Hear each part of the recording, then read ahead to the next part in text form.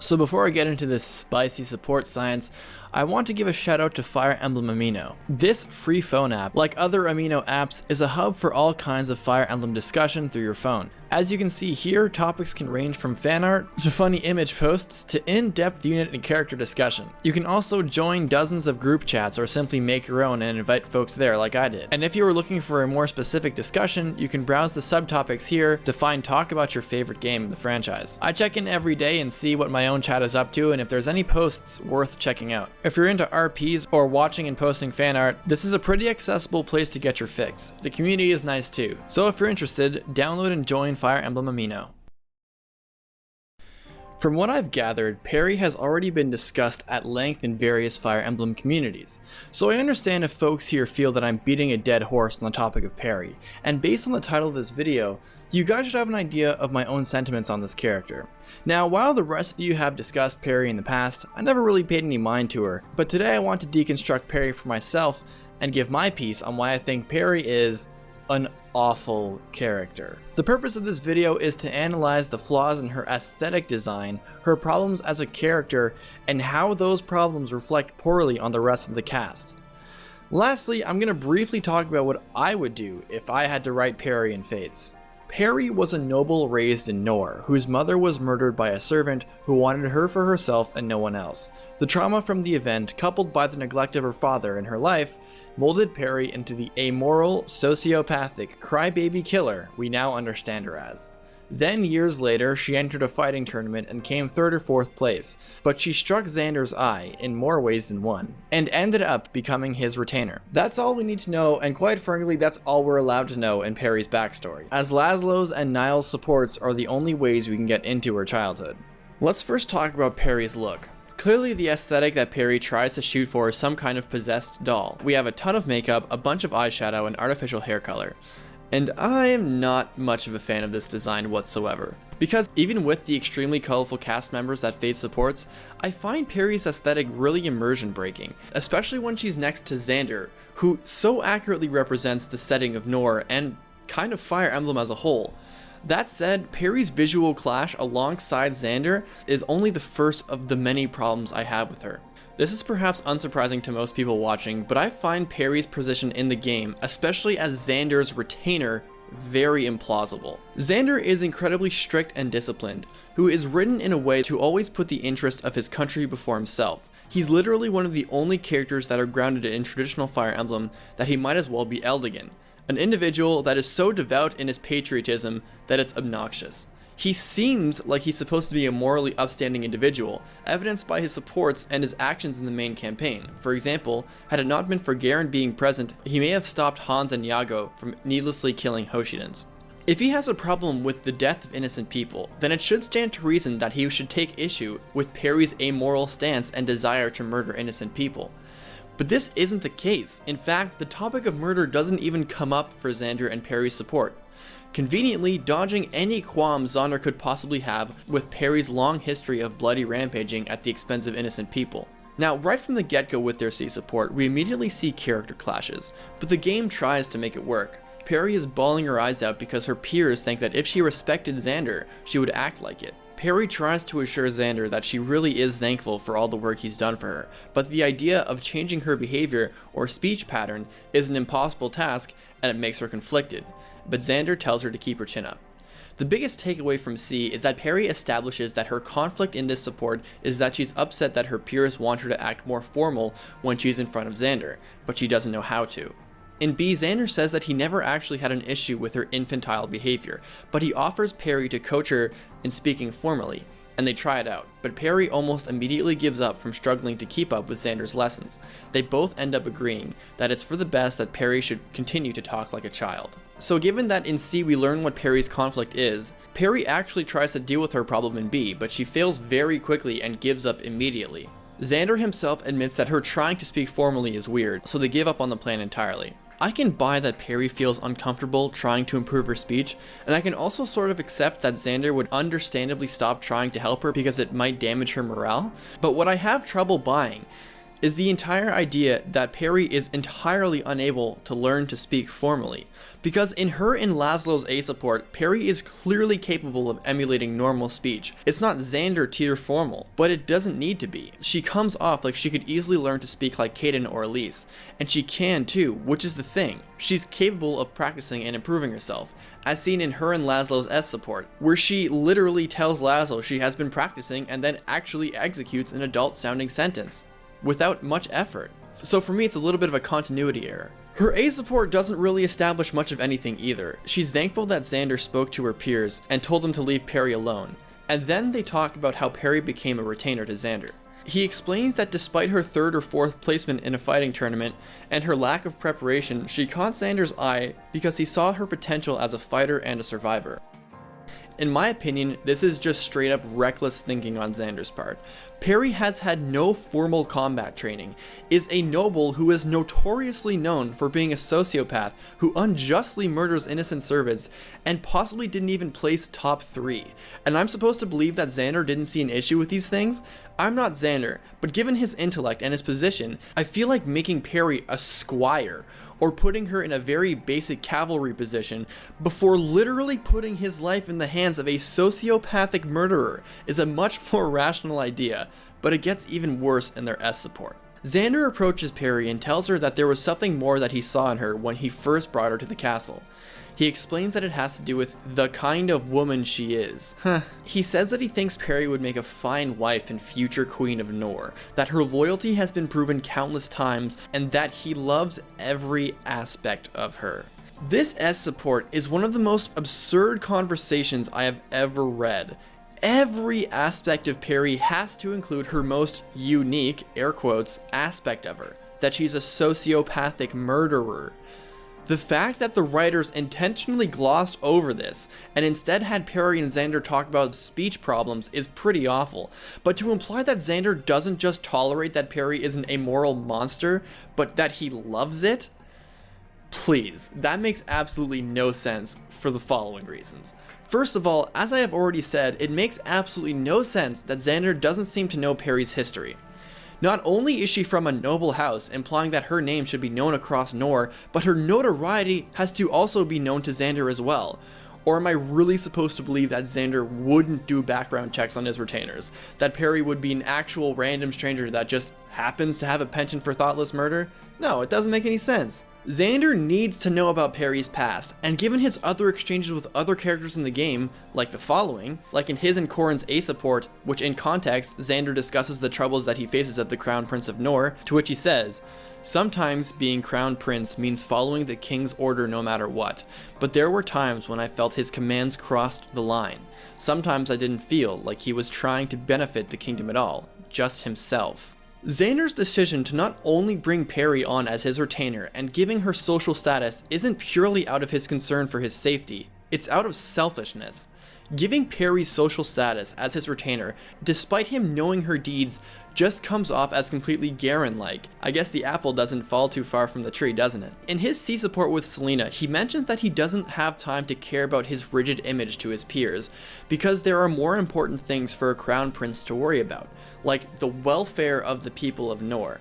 Additionally, he mentions that he values strength and integrity, and indicates that those two aspects of Xander's character alone is enough to satisfy his people, rather than trying to humor and pander to them. Xander establishes that what he cares for most is the welfare of his people. By making Peri his retainer, he ignores her misdeeds to innocent Norian lives, and it makes Peri's actions justified. It's fucking terrible for his image. What kind of prince and social servant to the people of Nor would hire a person like Peri, as a retainer no less? Xander's inexplicable tolerance for Peri gets even more confusing when we consider what he says to Charlotte in their C support. With her, he literally tells her to get her shit together. "You hold a rank above the average soldier and your behavior is not appropriate. Do not behave in such a way that will embarrass Nor." Clearly, he understands the importance of maintaining image to other people. How is Charlotte's behavior worse than Peri's then?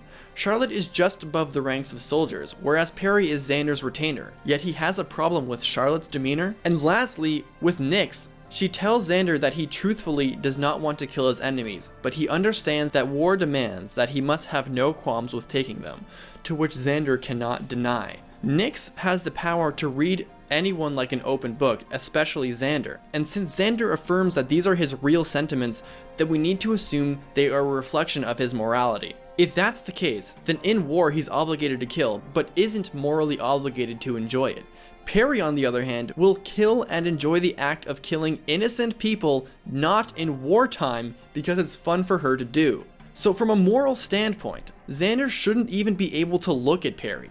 If Xander really is a servant to his people, putting their welfare first, Xander should have Peri killed for her actions, and yet she is his retainer. Additionally, if Xander and Nyx reach their S support, he tells her that Nyx's courageous, calm, collectedness, and her sharp mind are all qualities befitting of a queen.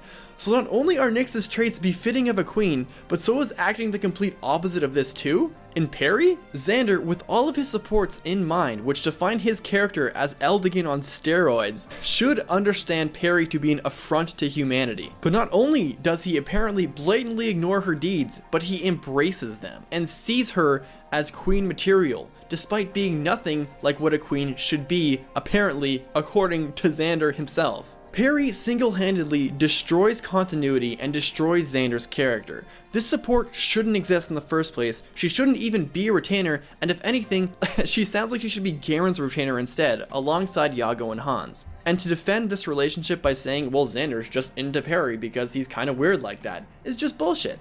Leo, Xander's brother, is also a victim of Peri's ability to ruin characters. Just not as much, but it's still significant. In their C support, Peri becomes excited at the thought of going on a rampage. When Leo finds out that she's really actually going to whimsically kill whoever she likes, Leo stops her from leaving, and she responds by crying. In their B support, Leo and Peri clash once more while he tries to explain what common decency is to her, but Peri stubbornly refuses to understand what morals are. Leo tries to explain that killing should only be done out of necessity, and it should be against enemies only. Peri, despite being in a fucking army, despite being in a higher position in the army, doesn't understand the difference between killing enemy forces and killing people she simply doesn't like. Leo, failing to parse this basic human understanding, gives up and leaves. She's the most cartoonish character in a cast of fictional characters. I understand children can be stubborn, but Peri is so outlandishly crazy that it starts to become really frustrating to read her supports. I understand that she hasn't been Xander's retainer for long, as indicated in their supports, but the fact that she doesn't understand how fighting works in an army isn't just mind-numbingly stupid to read. It's the fact that I'm pretty sure children aren't this stupid, and that's a huge problem I have with Peri. It's hard to describe Peri aside from simply being a poorly written, insane person. She's clearly capable of mastering cooking and baking, is extremely skilled in fighting, yet constantly displays moments of irrationality and immoral behavior in an army filled with people of high morals, fighting for a kingdom led by morally high individuals, serving a crown prince who prides himself in his morals. To make Peri work, to make Xander's supports work, and to make Leo's supports with Peri work, and other characters work, the characters need to bend to Peri's whims, since Peri is ironically very stiff as a character. The more humane and relatable characters need to change how they should behave to accommodate for Peri. We see this completely in Xander's case, and we see it start to happen with Leo once we get to their A support. Peri asks Leo if he's figured out a way to explain the difference between good killing and bad killing. Leo begins to explain the consequences of killing for the greater good and needless killing. Peri, as you would expect, misses the point entirely. But Leo stops trying to explain this concept to her and then asks, I wonder, we call you mad, but is it truly not mad to laud killing of any sort? Peri, offended by his observations, states that she isn't crazy at all, and Leo thinks that she may be right. Leo continues to try explaining what acceptable killing is, but Peri is still too stupid to understand what he's trying to say. These frequent failures to explain this very basic concept leads Leo to get somewhat introspective, and deems it his homework to try to better explain the difference to Peri. What I find the most uncharacteristic of Leo here is how patient he is with her. Not only that, but how polite and receptive he is. The way I've interpreted Leo, by his supports, is that he's snarky and a little bit pompous, but he's also quite forward and isn't afraid to say what's on his mind, and on top of that, he can even be judgmental at times. He presumes that he'll dislike Takumi and swears against the behavior of his son, Forrest. He purposely gave Odin a hard time as his retainer when he started out because he didn't outright think he could be trustworthy and hoped that his assignments to him would lead him to leave his service out of frustration. That's not to say that Leo isn't charitable, because he is. He's compassionate and willing to lend a hand to Nyx, Mozu, and Charlotte, among other characters. But he helps Nyx because he's intrigued by her history with magic. He gives Mozu his time because he prides himself in finding value in people in the army, and is impressed by Charlotte's already established value in the army, despite her efforts to mask it. Peri, however, doesn't have the intellect that Nyx has, nor does she have the willingness to learn that Mozu has either. Additionally, Peri doesn't have any depth to her like Charlotte does. This is all to say that by my understanding of Leo and my understanding of the context of his actions with the other party members, I don't think that it's in character for Leo to act so patient and caring to Peri in the first place. I think this is especially true when he questions whether Peri is actually crazy or not, and then vows to protect her from being killed by those who don't understand her enthusiasm for killing innocent people. Look, I understand that trying to apply what normal is and what rationality is to a character who clearly isn't is kind of pointless to some people. But regardless, in Peri's world, killing innocent people isn't an affront to morality. And regardless, if in Peri's world it's okay to act like a literal crybaby as an adult. But that said, it isn't normal behavior in an army composed of people like the morally and upstanding individuals in this army. And I don't think it would be in Leo's best interest to entertain it, let alone protect it or embrace it. The rest of her supports, with the exception of Niles and to a degree Laszlo, do almost nothing for either Peri or the character she supports with Felicia's being multiple times more pointless than Kyle's and Lute's in Sacred Stones. Aside from Niles, Peri comes off as an incredibly stiff and shallow character. She kind of is only salvaged by the fact that after Laszlo asks her to take a moment to think before killing someone, and to challenge herself to think if they deserve to be killed, Peri says she'll think about it. It is nice to see Peri being open to the idea of not killing random people, especially since Leo tried to explain it in such a way that was difficult to understand. But for me, having Peri accept this so easily muddles her character somewhat. So apparently she can learn to change, she just needs to be talked into thinking about it. I thought this wasn't a normal thing for her though. Suddenly, with Laszlo, she can put forward the effort into trying to speak like an adult, as well as trying to change her murderous ways, both of which she has established in her other supports that it would be unnatural for her to do. Okay, sure, I guess. And I get it, the way Laszlo approaches the situation, using motherhood as a theme for their conversation, gets to Peri in a way that it didn't with Leo or Xander. But still, we're talking about deep mental issues here that shaped Peri's way of life and how she understands the world. But suddenly, she's open to normal behavior? And I know at this point someone is going to bring up Odin's support conversations with her, in which we see a surprisingly humane side of Peri, in that she reveals to Odin that she's been leading anger management therapy sessions with Nor's biggest criminals, on Xander's request that she learn to control her own tantrums that she wants to pass on to others.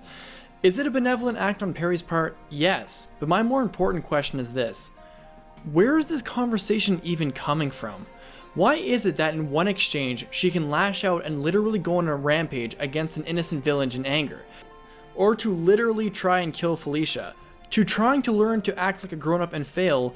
Or to have been learning to act like a grown-up and pass? Or from not understanding that killing for killing's sake is wrong, to showing other criminals how to manage their anger for the good of Nor, implying that she understands that killing for killing's sake is actually wrong?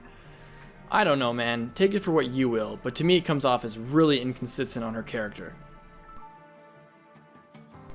Anyway, unlike Camilla, who can be interpreted as someone who is mentally ill, her behavior is consistent and the characters she interacts with behave in a way that is befitting of their own character.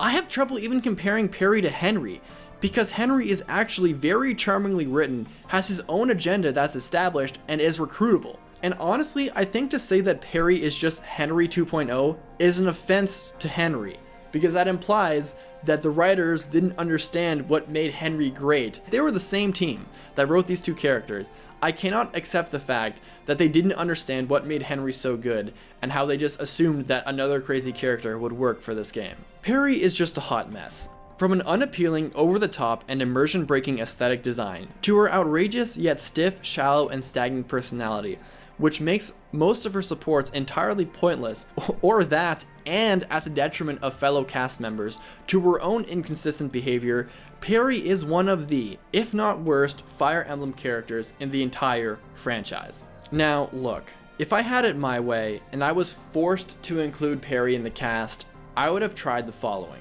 Instead of making her Xander's retainer off the bat, make her a recruitable enemy from Nor. Perhaps a squire under Hans or Yago, someone that Xander only has had very little interaction with. She's first actually spotlighted in Conquest, when she and Hans wreak havoc against innocent citizens in Chapter 14. She'll be killed in action alongside Hans and Yago in Hoshido. In Birthright she will also die alongside them. But in Revelations, she's a survivor after Yago is killed, and with no one left to protect her, Corrin, acting like the way Corrin does, trusts Peri and reaches out to her, and she joins the party. I would entirely get rid of the Leo support and change her Xander support to something that would compel Peri to see Nor, Garen, and her other masters as actually bad people who have exploited her ability, and that killing innocent people is wrong. With the S support ending in Peri visibly putting in effort to start the change process, with the acknowledgement of how difficult it will be once the war ends. This exchange between Xander and Peri would not only make Peri more salvageable, but it would be conducive to Xander's character. As a recruitable enemy character, falling in a similar vein as Shura, with the player having the choice to recruit Peri or not, allows her entrance into the cast and game to be a lot more acceptable and redeemable.